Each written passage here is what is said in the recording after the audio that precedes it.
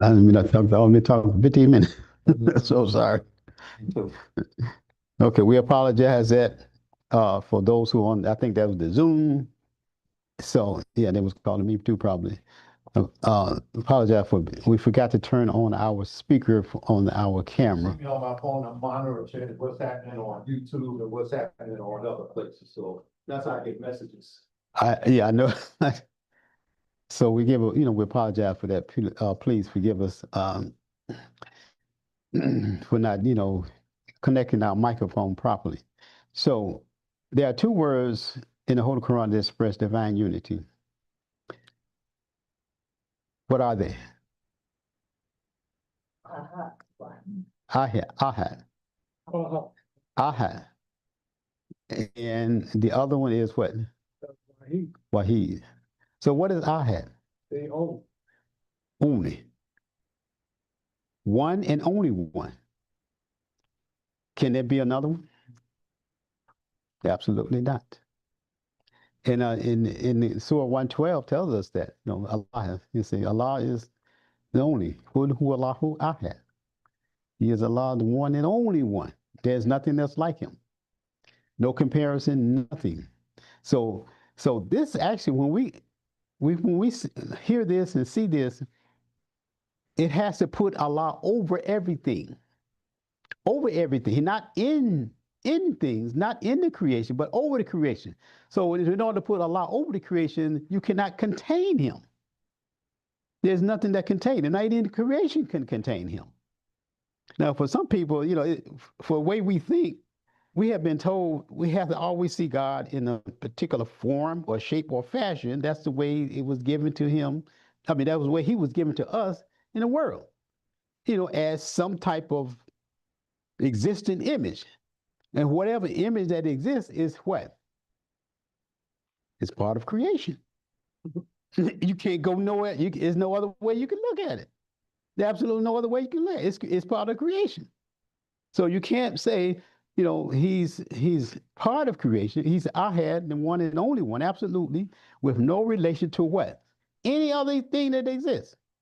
There's nothing, there's a Kufu one Ahad, and there's nothing like him. There's nothing else that exists that is like Allah. And why do we use the pronoun when we're describing Allah? Say he, him, his. Anybody want to comment on that? Why do we use the pronoun? Yeah, when we refer to Allah, we say Allah, then we say he this, or he that, he's a creator, he's et cetera, et cetera.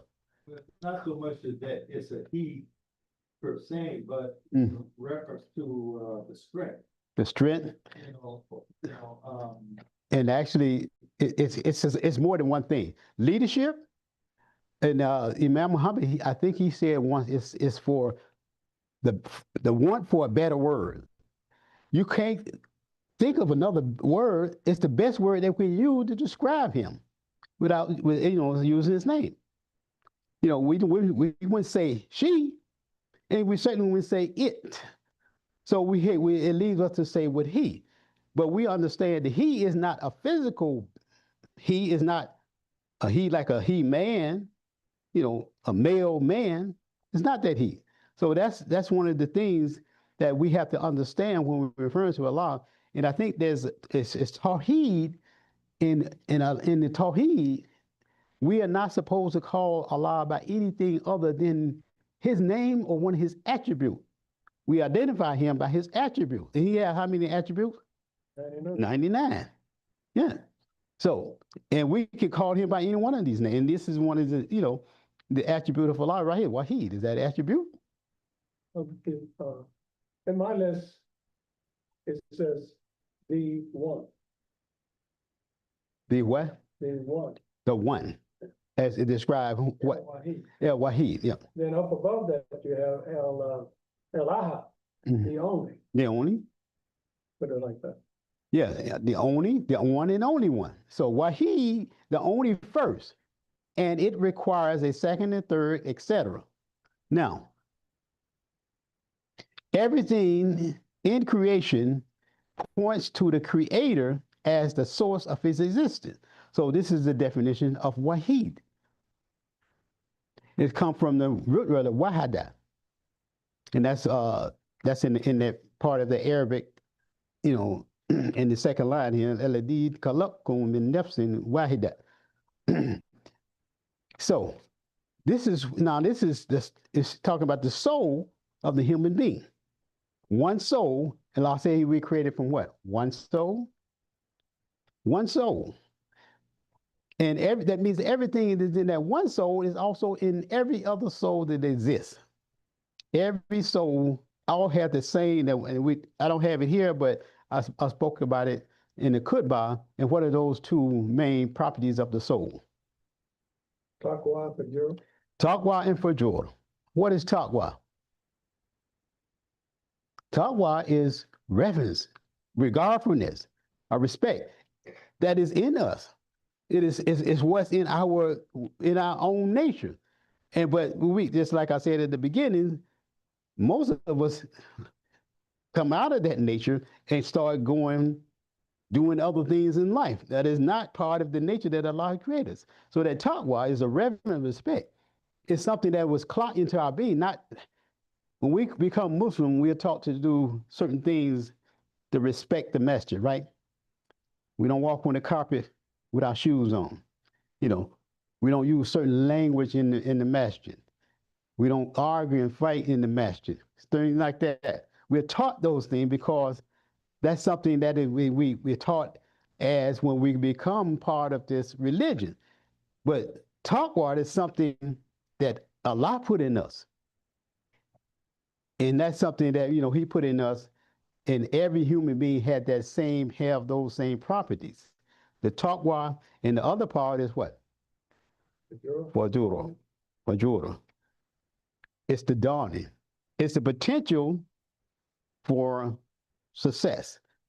So it's just like that seed, when they put that seed in the ground, and if it's treated right, and it give everything it needs, water and the air, and have all the oxygen and everything that it needs to grow, it's going to do what? It's going to come up. It's going to push the ground open. It's just going to come up. And so that's the dawning of something. So if our life is like that same thing, Allah tells us, He also tells us that our life is like that of a plant in many ways, more than one way, actually. So that means if our life is put in the right environment, and it has all the things it needs in order to flourish and blossom into what? A beautiful human being, a beautiful person, a beautiful child growing up, etc. It's going to do the same thing as that plant. It's going to give back to what Allah has given it. You're going to see the beauty come out of it. So that's the dawning. And it has potential for what? Knowledge. It wants knowledge, just like a baby. A baby come here, it wants to know. It wants to know about everything. It's looking at everything. It's totally strange. All this all with darkness for 9 months. And now it's come out, they see all this world. Like it's just very, very, his eyes are just looking around and curious. It's just feeding on everything. So it's gaining knowledge. So our life is like that of a baby, and it is gaining knowledge. So that's the fajr, that's the dawning, the coming into existence. So this is part of the soul. This is part of the soul that Allah has created and put in every human being. And we all come from that one soul of Adam. So we say Allah, all souls are connected to the one soul, which what? I'm reading it out a little bit for Adam. Also connected to the one soul, and that soul is Adam. That one is Adam. And they all, including Adam, points to the one, it's independent of what? Everything. All the souls, including Adam's, points to the one. This is Wahid. To everything, all the soul, everything is pointed, just like every part of creation. This is something that Abraham discovered in his search for knowledge and understanding. He looked at the universe, he saw that all matters have the same, have the same makeup, had the same ingredients in it, and Allah has put in it. And it all points back to the Creator. And he said, I can't worship the sun, I can't worship the moon, I can't worship the stars, I can't worship the birds, I can't worship nothing but Allah. It's Ibrahim, Abraham. So it all points to, including Adam, to everything points to the one that gave it its existence, and that is the law. And then we have the next Arabic word, well-hama. Well-hama is from the root word rahim. Rahim. What is rahim? I got it down there. Read it. Read somebody. Just read that Latin, rest of it that I have here. It pertains to come. Yeah. Love, it means love, have mercy, to show goodness, to have all that is required for exercising that goodness. Rahim is very broad. And here I say there are several aspects of the attribute Rahman and Rahim. And I say a couple of them, those attributes are Rahman. We say Rahman, let's do that first. According to the Holy Prophet, prayers and peace be upon him, he said that Rahman generally pertains to this life. The love and mercy are manifested in the creation of the universe. So Rahman is Allah's creation. When he made the creation and made all the trees, all the birds, and all the animals, and everything, the mountain, that was a mercy from Almighty God. That's Rahman. That's a mercy. Okay? And then he is the bestower of those gifts which precedes us in birth. In other words, he brought them into existence because, well, suppose he would have created man and he had nothing here for the man, nothing to eat, nothing to make a house with, no shelter, no nothing.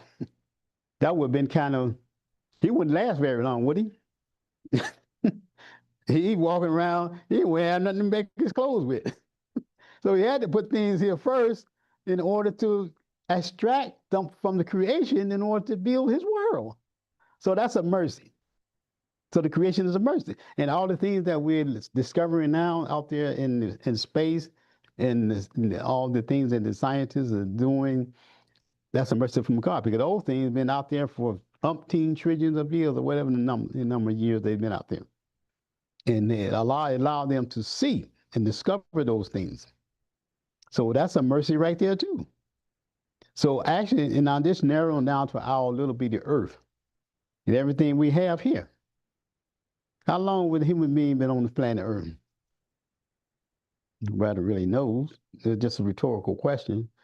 So, but everything we have on Earth, do we need to go out into space to get anything that we need to live here? So what Allah, he makes sure everything is right here, right? Is that a mercy? Everything, everything is right here. But some people, they want to go to the moon and say they try to, find out how can we live on the moon? Can we live on Mars? I don't want to live there. Yeah. Say, tell you about it. Maybe one day. I don't know. I'm not even trying to find out. I like it here. So if they want to go up there and live, let me stay here. I don't want to go nowhere. Now they say, keep my flat feet on the earth. So praise be to Allah. So he's the bestower of all the gifts that came before, that he brought into creation before we even born. And one of the things Allah says that the condition for the human family existed long before Allah brought the human family into existence. He created condition. So he had, now who like to look at, science pictures? And according to the science and a lot of theories of the science, they say the earth, it was nothing like it is. It was nothing but a great big ball of mass and rock and fire, etc. And then Allah calls it to, come into existence and be habitable for human life and just life, period. And he calls water to exist. And they got several theories how we got the moon and how water came into existence because the earth is spinning so fast, something like that, and water just, it appeared. But those things, is something to take in and study, and for knowledge. So basically, what I'm saying is the earth was always here long before human family. And we just look at some of our recent history and tell how the human being has evolved as a human being with the knowledge that Allah has blessed him with over the centuries. And we don't have to go back a whole lot of years. They go back 12 centuries or 15 centuries. Now they was running around and had wooden wheels for on your cart. However you want to go back to days, wooden wheels. However far back that to now, our wheels, we got rubber wheels. We got wheels that go so fast, man, it's make your head spin.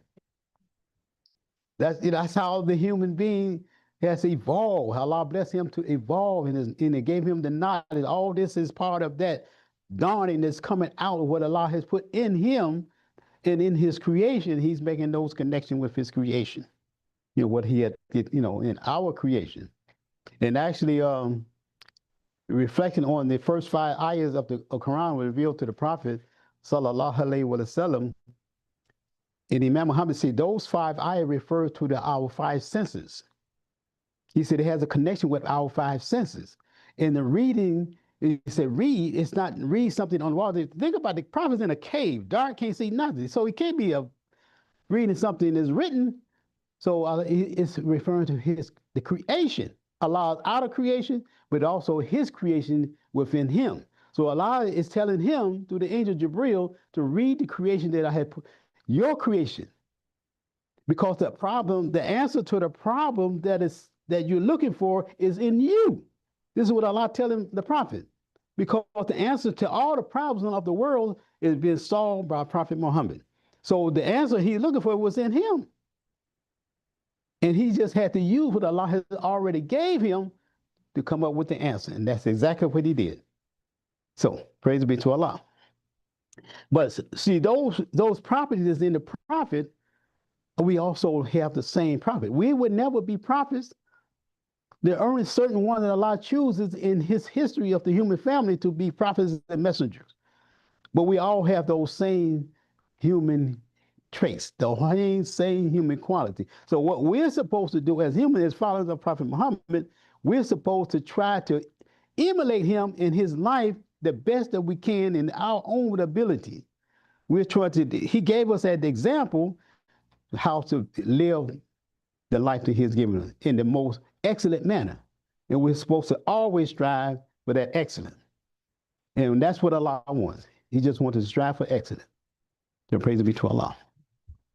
So let's continue on. Any questions?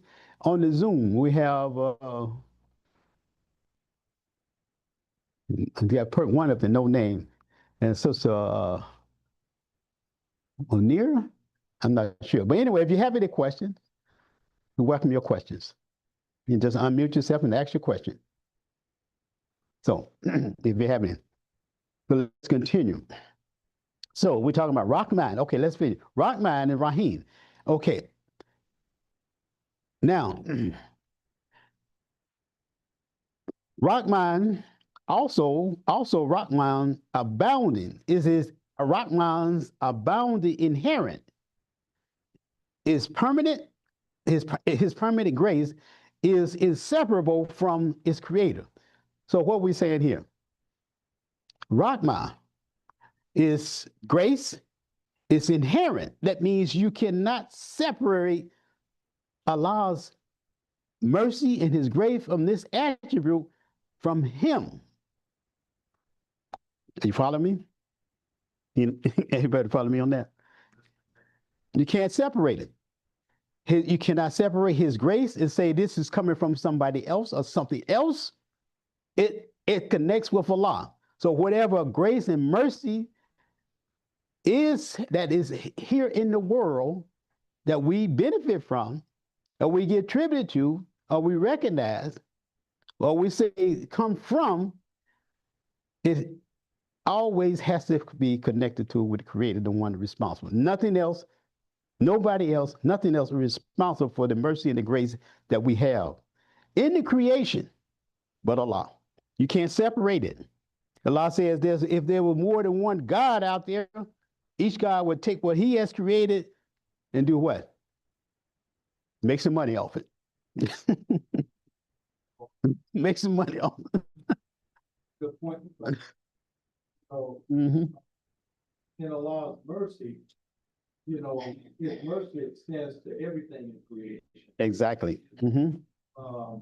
Even, you know, when we look in our world, our particular human world, you know, we see people that does things that might not be satisfactory to human behavior, but Allah's mercy is in there, even in that act. Allah's mercy is in everything. Mm-hmm. But when you talk about his grace, you can't disconnect either one of them, because when you turn to Allah, you are now inside of his grace. Inside of his grace. His grace is only for the believers. His grace is only for those people that turn to him and get. Mm-hmm. But in his creation itself, mercy itself, you know, it's like the left hand and right hand per se, or it's like the eyes, you have two, but you have one vision. You know, you can't, like you say, you can't separate. Can't separate them. You know? But see, that's it. Just that mercy, Rahmah, is the mercy that extends to, it's free out there for everybody, and everybody will benefit from it. But what you do with it is another thing. Mm-hmm. Yes, but an analogy would be the sun. He shines on the just and the unjust. Excellent example. The sun. The sun shine on the good, bad, and the ugly. Everything. That's a mercy from Allah. That's Rahman. Mm-hmm. Now, Rahim.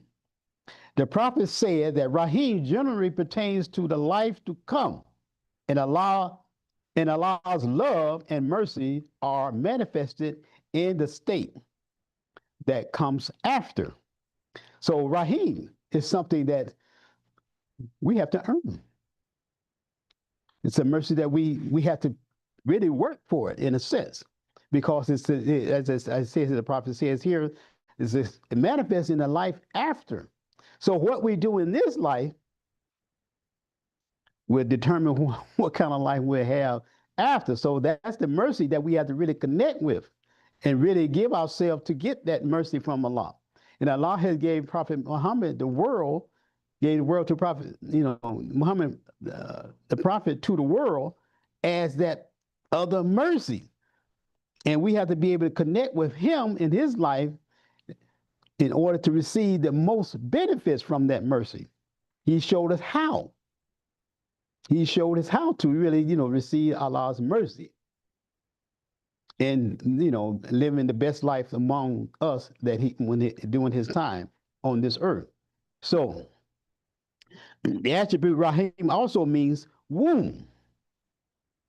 And we say here in Arabic,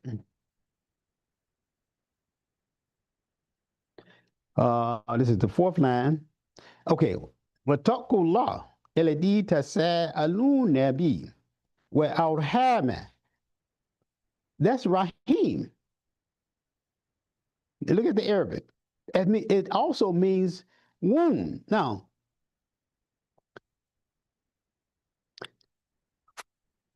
fear Allah through whom you demand your mutual rights, and reverence the womb that bore you.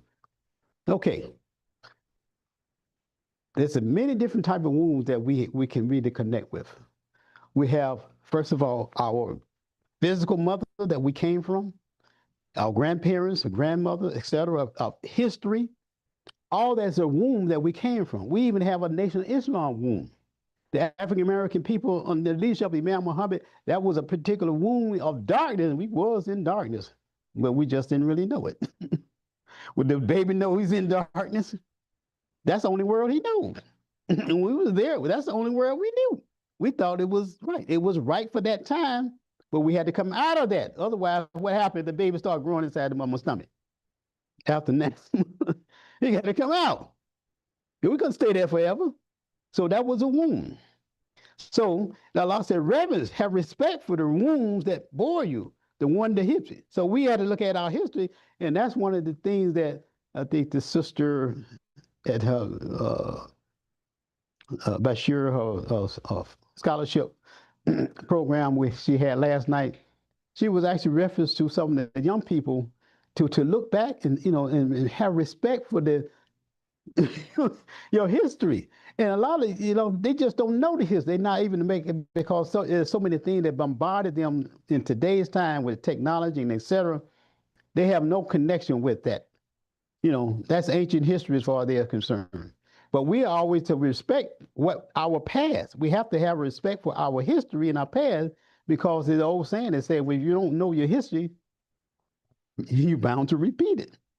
In some of our history, we don't want to go through that again. I just happened to take a look around the museum, was at the Sabo Museum of African American History, and just looking at some of the artifacts that they have there, and some of the things that our ancestors suffered through, the torture they bit, and they had look at that particular yoke they had tied to the slave when they captured them, and they was taking them into slavery, a yoke, wooden yoke tied to his neck, and it tied to the next man behind him, and the next man behind him, and they were just all of them. Some of them would just start naked. They had no clothes on, no cover of their privacy or nothing, and just think all that stuff they went through, all that history, all that stuff that's taught, and the things that they put around their necks, and all type of torture that they suffered. Yes.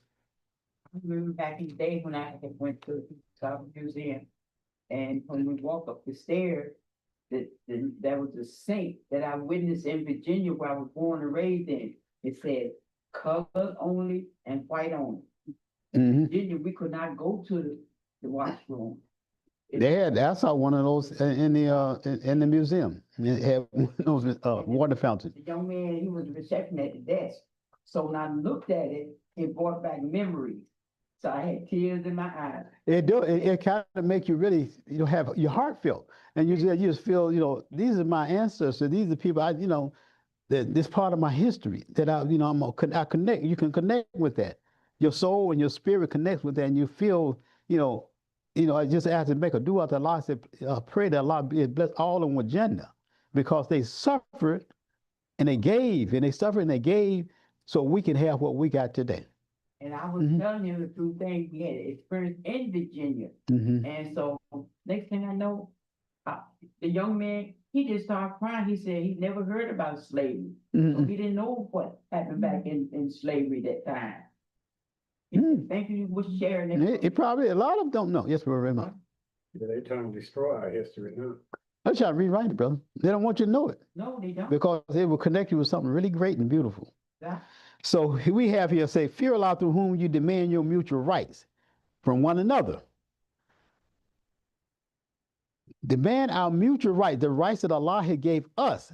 And actually that rally that took place yesterday, it was not just from downtown, it was all over the country. And actually it was in other parts of the world, because they was actually interviewing some people over there in Germany and other parts of Europe that was supporting, this no king rule.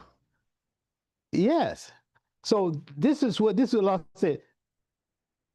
You demand your mutual right from other people who are trying to take it away. And you can only get that if you turn to Allah and ask for Allah's help. We have to have Allah's help in order to, keep people from trying to destroy us and take all our human rights away. And that's what's going on. It's trying to take human rights away. So we have to have reverent respect for the ones. We had to demand those rights.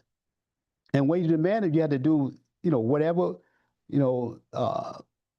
what Allah asks us to do as far as, supporting him and what he has given us and all the knowledge he's given us, and following the prophet, peace be upon him. And the people who are trying to, support the good in life, we're supposed to join them and help support that good and respect, because we can't let these things that just destroy us.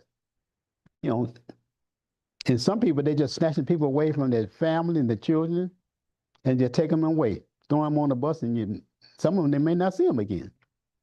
It's wrong. So, and reverence the wounds that bore you, the ties of relationship. We talked about that. The ties of relationship, our history and our relation from one another. From one another. Our soul have a right not to be oppressed. Your soul has a right to live free. Is that right? The soul have a right to live free because Allah made it free. He created. Constitution too. It's our constitution. Live in free life. Yeah. Have a right not to be oppressed. And one of the things that Imam Muhammad said, he said that the scheme of the diabolical scheme of the shaitan is he wants to do what? He said he wants to capture the most sacred part of the human being. And he said that is the human soul. He wants to capture your soul. If he gets your soul, he got you. Because he got everything, you know. And if we look at some of the things that some of the people in the world today, and even our own life, our own neighborhood, our own family, their souls have been captured by the influence of the Satan. Wounds that bore you. And then we talk about the parents, part of that, our grandparents, our foreparents, our bloodline. And you look at some of the things that our established history in the world today, even our own life. I'm hearing an echo. What happened? Our established history, the sacrifices that our foreparents made in order for us to have what we enjoy today. And that was the thing we were looking at that museum, in the museum, and the outer artifacts and some of the things, just looking at those slave ships. I mean, they had them lined up, the picture of the slave ships, and they was packed in there like sardines, man. They just on top of each other, lining each other, feces and everything. That's just horrible. Think about it. That's what, older people, they can, we can look at that and we can kind of make a connection with that and have really a reverent respect for the history, that part of our history. But the younger generation now, they look at that like, like a movie or something. They don't know how to make those connections. That's what they have to do. They have to be able to connect with that part of our history. You don't ever want to see that again. So praise be to Allah. So that's the end of that part right there. So what time is it? So 5 minutes to 11. Just a little bit more. So let's see where I have here.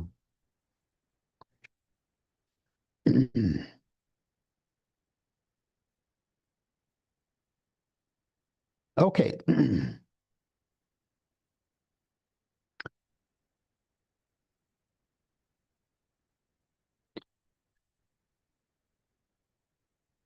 A change. Allah said in the Quran, I think I have here 33, Ra, 33, the thunder. Not 33, but Surah 33, Ayat 11. It said, verily Allah would never change. Verily never will Allah change the condition of a people until they change what is within themselves. How can we change things that are in our life today that is to make those things better? It's a change within themselves. So what's the first change? That's a hadith, actually. You were reading from what? Surah 13, ayat 11. Oh, Yeah. No, I didn't say 30, 13, 1, 3. 15. Yeah, yeah. I did say 30 at first, but I corrected myself. Ready? There never will Allah change the condition of people until they change what is in themselves, in their hearts. There has to be a heart for change. When enough hearts come together and feel the pain, or even just one, and that one heart can connect with someone else, other people who feel the same way. And then that can just, grow and manifest into something that we're able to, come up with a change, an idea. That's the hadith. Change with your hands, change with your tongue, and change with your heart. But that hadith, if we just turn that around and read it reverse, first is a what's in your heart. You have to have a heart for change, and that's life itself, because that's actually the history of the human family. Because everything we have today came from what? We want to make life better for us. All the invention and the discoveries and the creations that we have come up with, the human family enjoy. So, my son went and bought a car the other day, and we went to pick the car up, and I was just browsing around the showroom.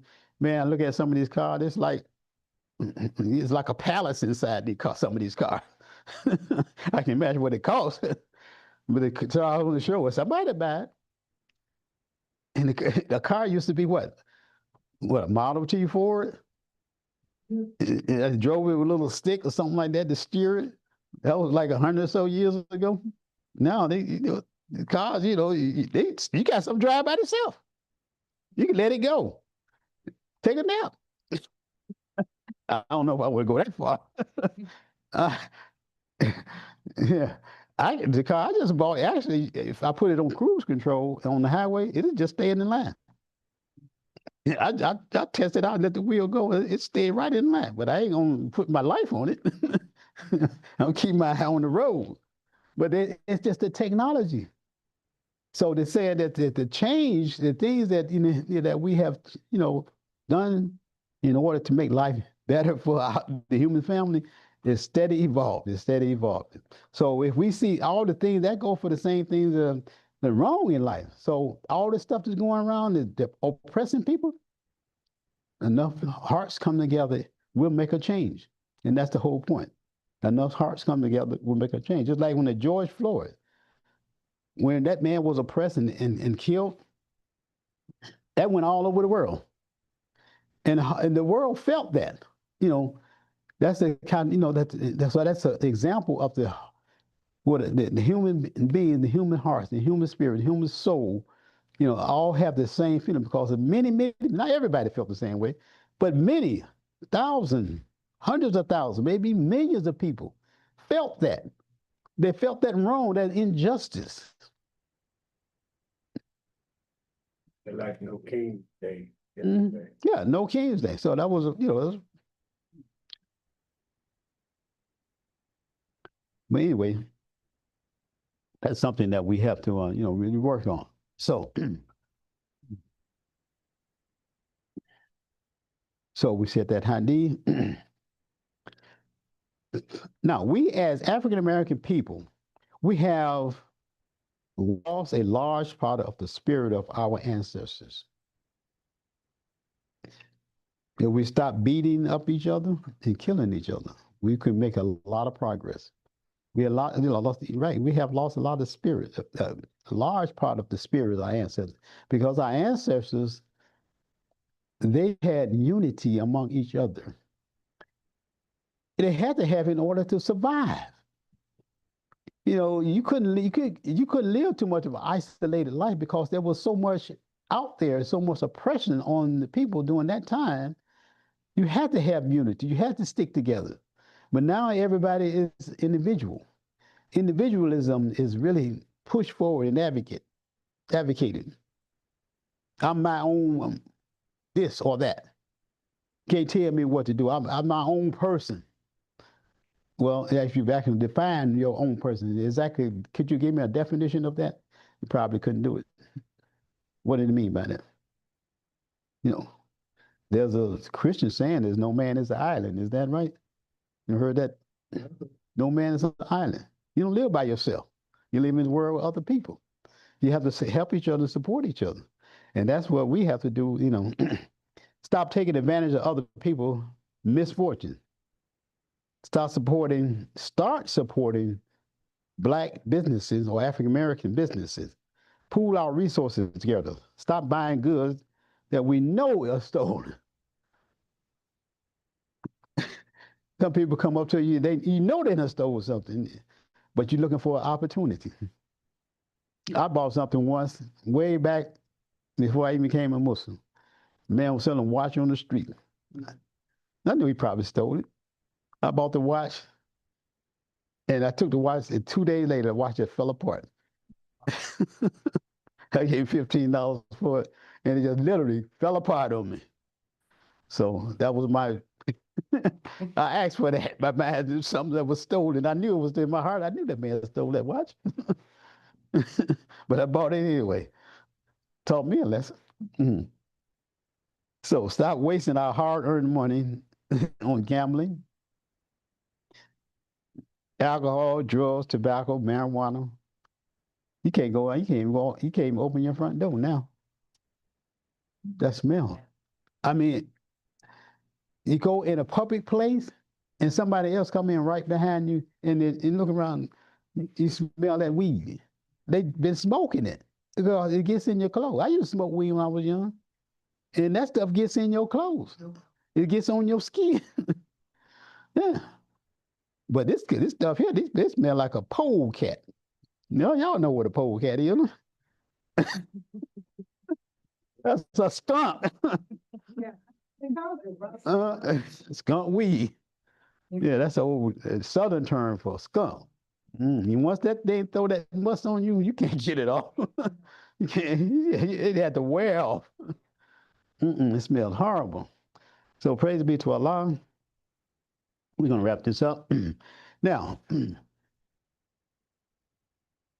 we should try to invest in our children, just like the Sisters Bashir Foundation last night. Yeah. Investing in the future. Investing in the future. Start a college fund for our children and our grandchildren. From the money that we spend on these frivolous things. Yeah. You wouldn't be surprised how many trillions of dollars that African American people spend a year come through our hands. Like 3 trillion or something like that. 1.2 trillion, or almost 3 trillion. That's a trillion. That's a heck of a lot of money. It just go right through our hands and it stops after it get out of our hands. So we have, we have the money, but we're just not using it right. If we have 3, 4, or 5 adults living in one household and they all have an income, everyone should be contributing towards a saving that would help the family get out of poverty. That's what the Mexican do. You have 5 families in one house, and the next time you know, they moved out, they bought a house, they got a truck, they got a business. I admire people to do that. Yes. Years ago, about 20 years ago, my neighbor, the grandmama passed away. And the house went to the daughter, and the daughter had a couple of sons and another daughter. So those are the daughter of the grandmama, the matriarch of the family. She passed away. And it had her daughter, she had a boyfriend that came over. The son had a girlfriend. The daughter had a boyfriend. It was about 5 or 6 people living in that house. And they lost it. Oh. And they lost it. After the grandmother passed away. That was so sad. That was really sad. It shouldn't have happened. Not 5, 6 adults in that one house. And you're going to lose the house? It happened a lot in Bronzeville. I know, ma'am. I said it happened a lot in Bronzeville, the big gray stones and stuff. Yeah, family, house paid for, and they refused to work together, and that's so sad. All right. Which is, and the one with the best credit could be the person that they all support to purchase some property. A building, 4 units, 6 units, whatever. It can be done if we just get to, come together and work together. It can be done. Many families, you don't have to lose, when you pass away, I pray, when Allah calls me, my family, they don't lose their house. We're teaching them now how to, not let that happen. But only Allah knows. Okay.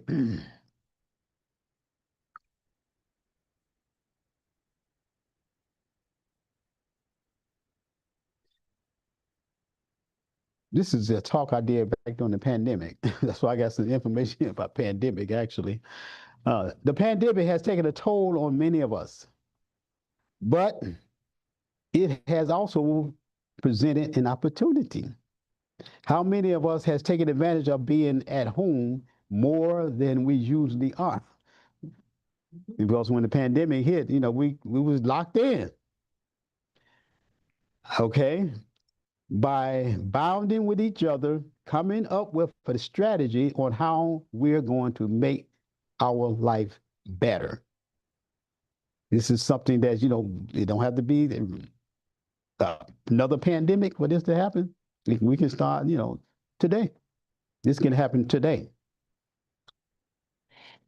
Whenever God favors the people for a blessing he has in store for them, he makes them first know struggle. He put them through struggle. When he has a blessing down the line that's come to you, he put you through struggle. But we have to survive the test.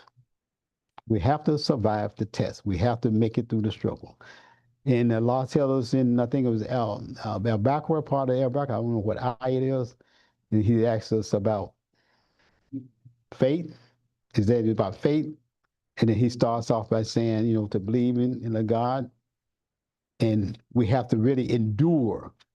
We have to really endure all type of suffering. We can't just give up and give in. We have to stay strong and make make the sacrifice. That's the thing about a lot of people today. We're not really to make sacrifices, for what really best for us. Not to give up anything. We don't want to give up anything. Everybody want to, be the main person to be on the receiving list, the receiving end. What's in it for me? It's a question a lot of people ask. What's in it for me? Me. Instead of, what can I do to help make this thing better to help everybody, including me? So praise be due to Allah. That's all we have for today.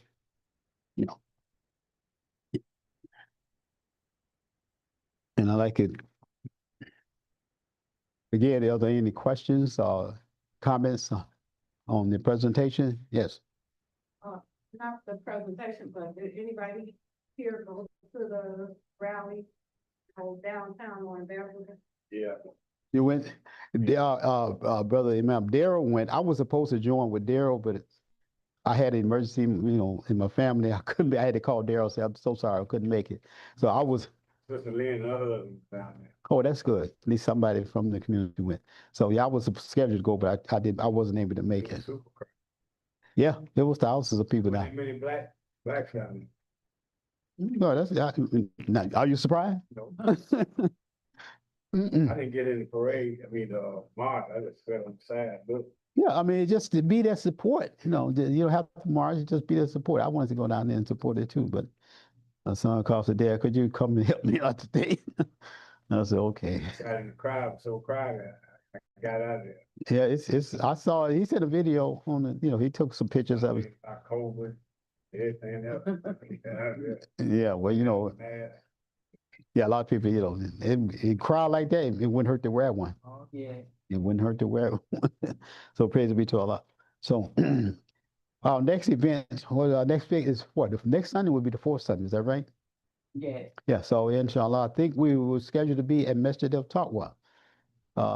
Yeah, because our last fourth Sunday we had the brother did the presentation on business, Brother Omar on. Yeah. So we'll be at Masjid al-Taqwa, and as far as the work going on at this building here, they really kind of dragging their feet. But we're still working with them. We're still working with the people that's working with us to help us get us, our building fixed. So we ask Allah to please, continue to, help us, and get justice from this situation because it's been long enough. um, That'll be it for our announcement. So we just encourage everybody to continue to support us here at the Ifan Bahar Culture Center. And we always have our products here, so the books by Imam Muhammad. And I think I made an announcement Friday about the latest book he have, The Treasure Underneath the Wall. So if anyone wants to purchase it, we're going to create a list and take some money and place the order once we get enough money from the people. I think I need to talk to Imam Omar and see exactly how many books we're gonna order. They usually come in a case. I'm not sure how many. But anyway, we'll be letting you know about that. And so we have our products here, such as the shea butter product, the tissue sardines. We have the Muslim Journal, of course, and also we have the oils. So we'd like to thank everyone and ask Allah to continue to bless us and keep us on the right path. Bismillahir Rahmanir Rahim. Alhamdulillahi Rabbil Alameen. Ar-Rahmanir Rahim. Maliki Yawmiddin. Iyyaka na'budu wa iyyaka nasta'in. Ihdina siratal mustaqim. Siratal ladina an'amta alayhim ghayril maghdubi alayhim waladdallin. Ameen. In Allah's acceptance. We have